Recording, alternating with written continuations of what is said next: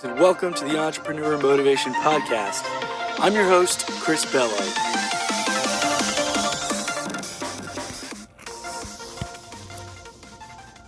Welcome to episode 2 of season 1, Starting a Business or Side Hustle. So today we're going to go over some information in regards to starting something. If you've looked into this already or have done this, you probably already know how many moving pieces there can be.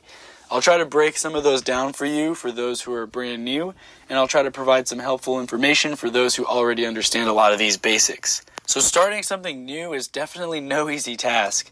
Some people work for years before they see any progress at all, while others stumble upon profitable side hustles in just a few weeks. Based on every successful entrepreneur's story that I've personally heard, the underlying fact is that people never ever gave up. Sometimes they had to pivot, which is a huge word used in this industry, but that is not the same as quitting entirely. If something's not working, you might need to slightly change course. But don't just give up after 1 or 2 months of hitting brick walls. Some people take years and years and years before they have that breakthrough.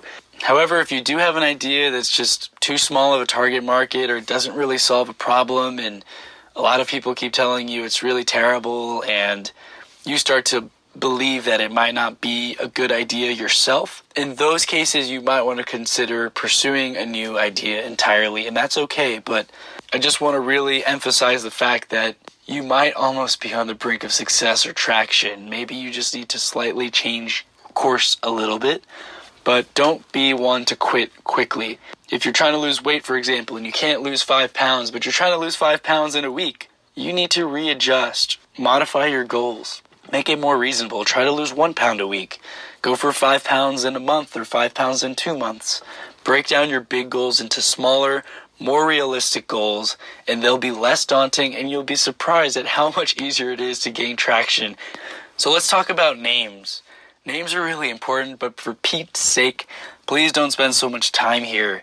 I know people get hung up on, oh my gosh, I've spent so much time, I came up with hundreds of names, what should I pick? My personal opinion is that at the end of the day, picking a good name does not mean that your business or side hustle will succeed. This is only the tip of the iceberg. Think of companies that are doing great where the name doesn't even really play into the service or the product itself. Uber, Spotify, etc. There's a lot of things that even if there's meaning to the words, they're often unknown to the average customer until you hear a story about the company itself. And then you hear the CEO talking about how they came up with the name. I just listened to a podcast on how I built this about Bumble. Like Bumblebees, the name just came up. The founder herself was saying, I thought it was a horrible name. But then she talked to somebody else and they're like, oh, Bumble, like I found so-and-so on Bumble. And like building your hive, and it's based on the girl messages the guy first. It's a dating app for those who don't know. So they're kind of marketing to that queen bee mentality where the girl makes the decision. And so it ended up being a great fit. But you can see how at the end of the day, you can market and you can brand around a name as long as it's not offensive, and it doesn't even have to really do with your product at all. You grow the brand for people to associate the word or the name with your brand or product. I personally was hung up on a name forever. We had come across a name, we filed an LLC, we got all the social media accounts done. I was really excited because we got everything, the gmail.com, the Twitter, Instagram, Facebook. We didn't have to add a number at the end of the name itself, so the domain was available. It worked out spectacularly. We were all excited. We filed a trademark on our logo, and a few months later, we received a cease and desist letter from a company saying we couldn't use one of the words in the name because they had trademarked it. I was crushed. I was so hung up on that name. I had come up with it. We had drawn it out. I'd worked with the graphic designer to come up with the logo. And whenever you come up with all this creative work and you spend so much time, it can be really hard to let go. But we were new. Our attorney advised us that, no one really knew about us yet. We hadn't spent money marketing. We're a brand new company. Ultimately, we decided it wasn't really worth it to pay hundreds of dollars to either fight this or get some kind of agreement made, and we abandoned our trademark and ended up picking something new entirely. Learn from that example, guys. Do your homework ahead of time. Make sure you really look at all the competitors out there if you're going to file a trademark and get hung up on a name. But sometimes it's better to just get started. If it's a side hustle, Side Hustle School recommends picking a name that has to do with the product immediately sometimes, because That can be the easiest way to name something. An example that was used in a recent episode I listened to, a lady who sells coffee for moms, and it's literally called Mommy Coffee. So it's coffee for nursing mothers, and you already kind of get a sense of who the product is for without having to do a whole lot of research. Whenever you come up with other words that are made up or don't really play into what your company is about or what the product is about, you have to educate the customer on what you do. Now, Uber, obviously, everyone knows what Uber is, and that it's replacing taxis for transportation and all that good stuff.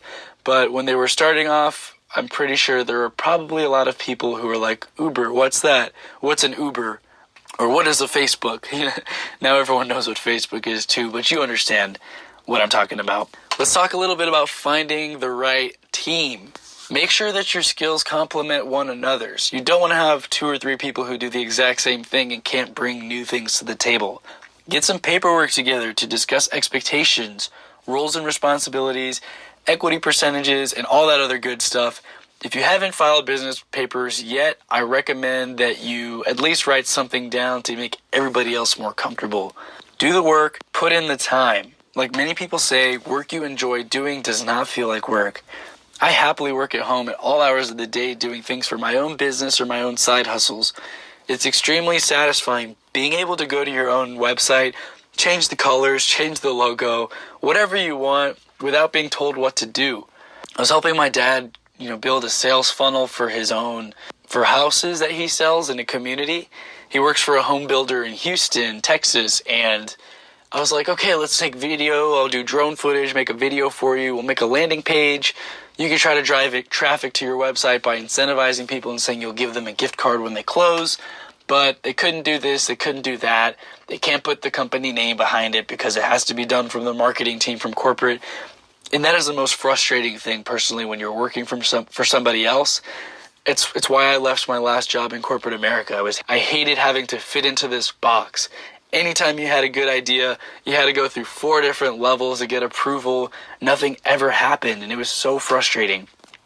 When I'm working on my own company, it's so liberating to be like, I want to write a blog post about this. Okay, I want to do this. I want to post this picture.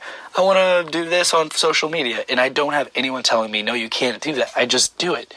It's extremely motivating. And you'll find this for yourself if you haven't started already as well. My next tip is to network, meet people, make sure to provide value.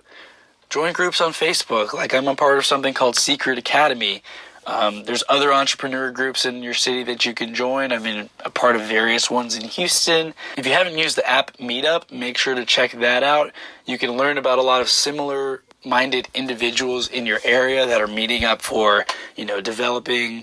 There's a product development meetup that I've gone to, and I've gone there with my prototypes and gotten feedback from people who've already done private labeling on Amazon, things like that, or they're working on creating their own product, whether it be an app or a physical product to sell. Make sure to provide honest feedback to other people, and like I said, provide value. You don't want to join an entrepreneur group and start posting about your business and start selling the crap out of people and adding people on Facebook only to see if they want to buy a course you're selling or whatever. If you're doing affiliate marketing, people will post questions. They'll say, hey, what should I use for this? I don't want to hire a graphic designer. I'm trying to do it myself. You can recommend something like canva.com, and they'll be like, oh, thanks, you just helped me for no reason. A lot of times people reach out and say, send me a personal message or private message, and I'll respond to you and help you specifically for your needs. And a lot of times this ends up leading to future business deals down the road when you've provided so much value that the people you provide value to end up reaching out to you ultimately to give you business. You can always Google things, but there's nothing like getting exact feedback and advice for your specific business problem. And this has been very important for me because when I talk to mentors at places like Station Houston, I can get advice regarding my actual product, my logo, my marketing strategy. That is 1,000, I can't even put a number on how much more important that is to me than me just trying to Google it and learn from similar companies that have totally different scenarios behind them, if that makes sense. So key takeaways from this episode: pick your team members wisely, have a trial period working together, to get a feel for work ethic and see who's willing to put in the time before you assign equity and even file business papers. If you jump ahead of yourself, you might find that one person's not carrying their weight, and if you gave them equal equity in your company, now you're stuck with someone who's not pulling their weight. Another takeaway, names are important, but don't get too hung up on this. I spent so much time picking a name, and I ended up having to change it once a big company came in and essentially shut it down. Daily motivation for today: the harder I work, the luckier I get. There is some degree of luck from time to time, but 9 times out of 10, I would say that luck really is a result of persistence and being there at the right time. The people who quit miss these opportunities because they give up before the opportunities even arise. So you gotta be there. Don't quit. Stay the course. Stay persistent. Keep your head up. Actionable steps for today. If you're starting a business or side hustle, brainstorm some of the names and think of potential team members. If you're already past that stage, evaluate your current business dynamics. Are there team members that aren't performing? Does a product or service name not quite have the ring to it that you're looking for? If so, have a discussion and review next steps to improve these areas of your business or side hustle. With that, I'm signing off for today. Feel free to contact me with any comments or questions at chrisbello.com. And remember, less dreaming, more doing.